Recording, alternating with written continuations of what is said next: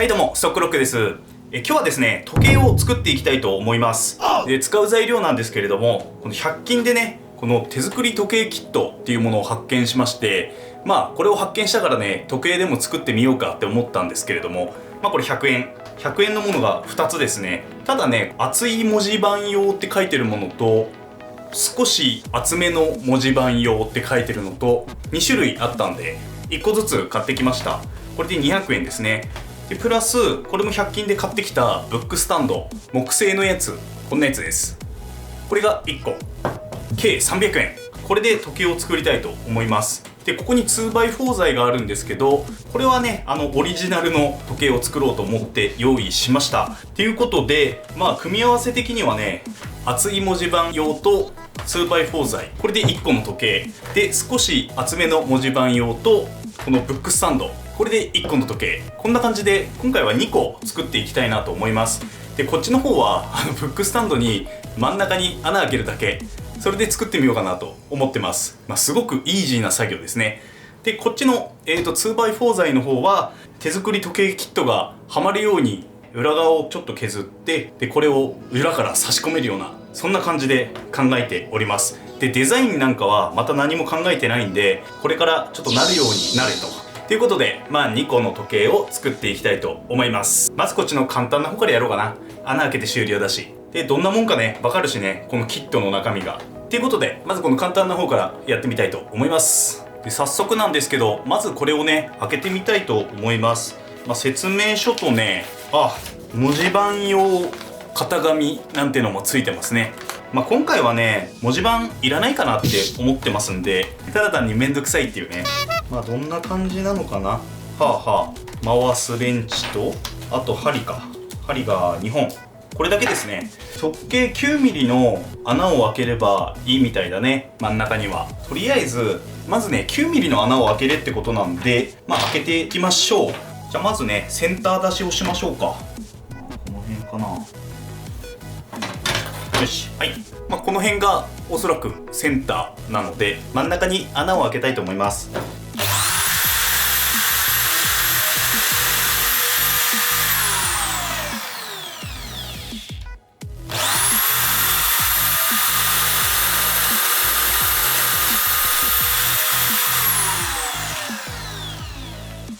こんな感じで穴を開けました。じゃあ実際にちょっと取り付けてみましょうか。どんな感じなんだろうね。ワッシャーナット丸パーツを取り外す。これは残していいのかな。じゃあこれをね差し込んでみたいと思います。よいしょ。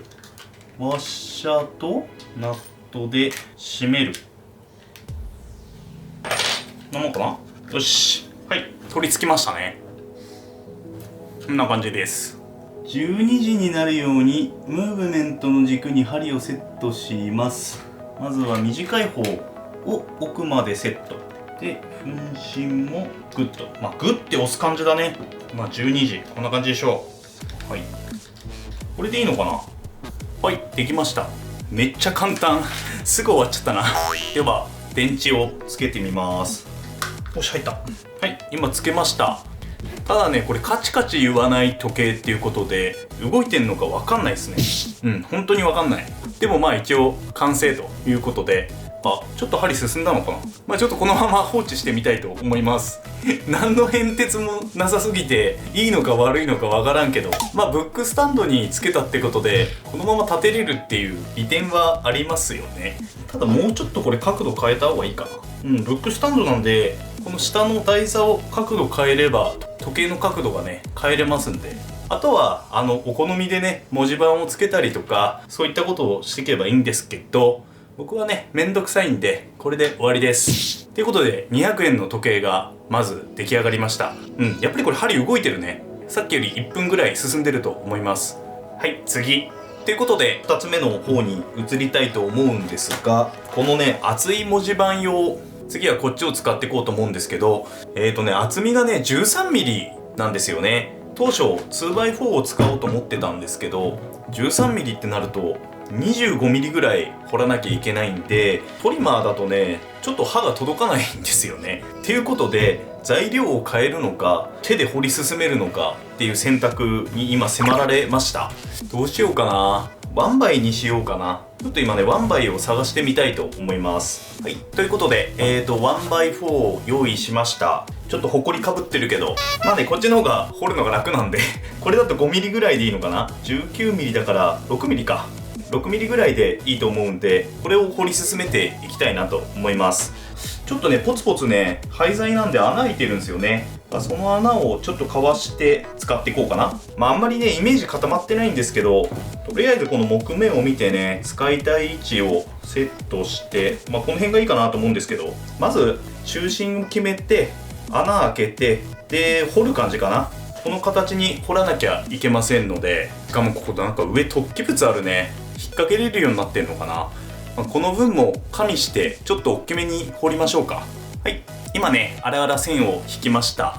ちょうどねこの辺りを使おうかなと思います。15センチぐらいかな、もうちょっとあるかな。19センチぐらいありますね。この辺の木目でやりたいなと思ったんで、この辺で作っていきたいと思います。この長い状態の方が削りやすいかなと思うんで、このまままず穴開けして裏面に 5mm 掘るような感じで、最後にこの両サイド落とそうかなと思います。まずは穴開けからやっていきたいと思います。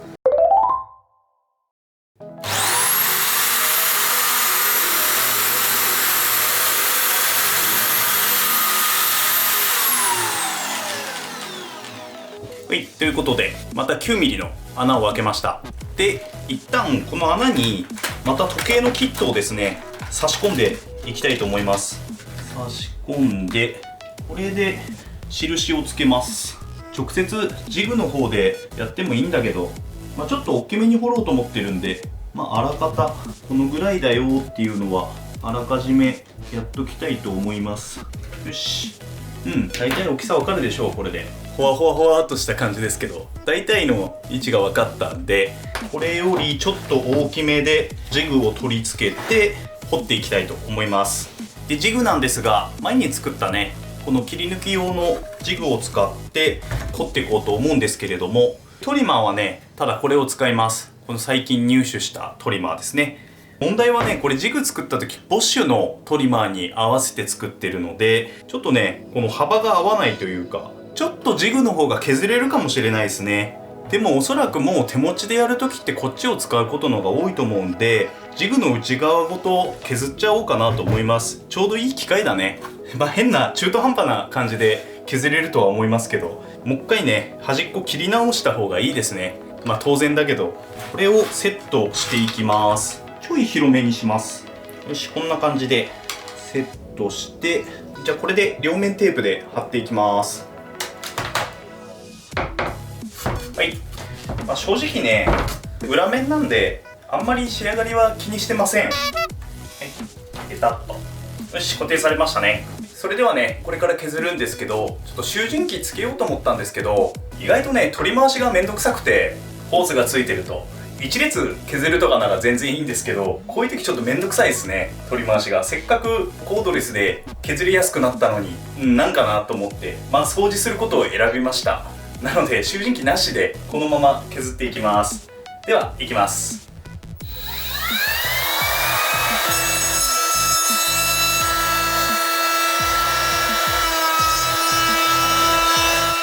今1回目が終わりましたんで、あと 2mm 削ります。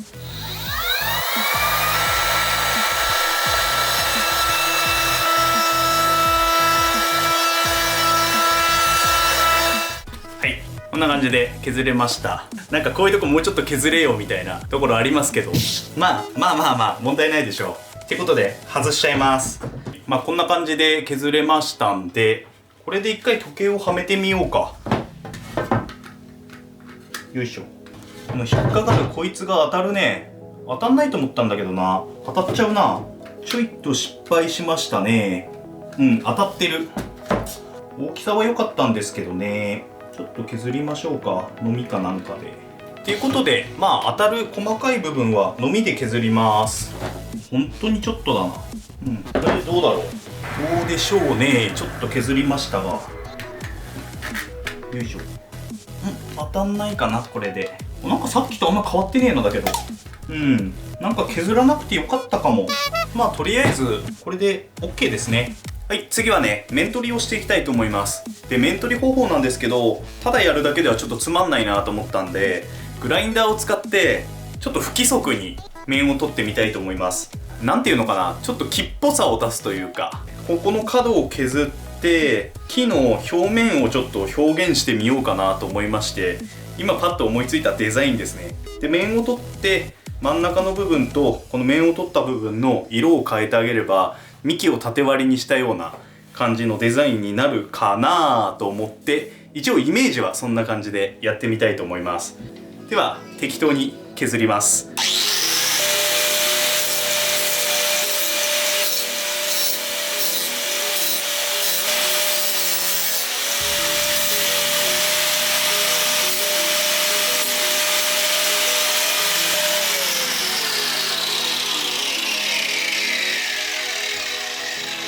どうだろう。なんか木っぽくはない。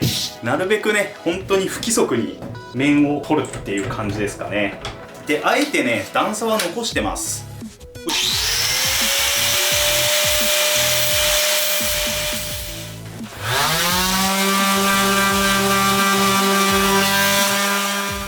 もう骨までしゃぶり尽くしましたね。どうでしょう。木っぽくないですか、この側面が。じゃあ、あとはこの長さ必要な分カットして、それから色を塗りたいと思います。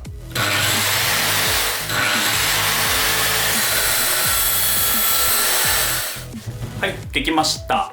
木っぽい木、元ですね。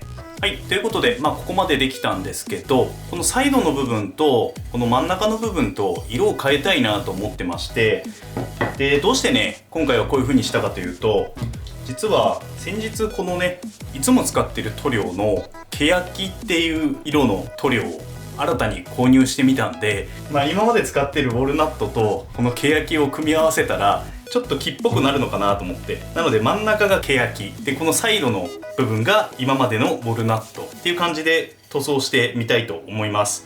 はい、ということでこんな感じでサイドの部分にマスキングテープを貼りました。この部分がね黒くなるってことですね。じゃあこれ以外の部分、欅を塗っていきたいと思います。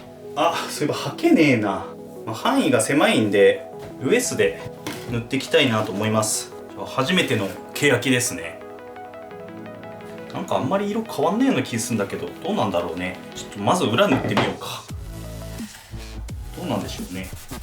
思ったより濃い。思ったより濃いな。いいんじゃないですかね。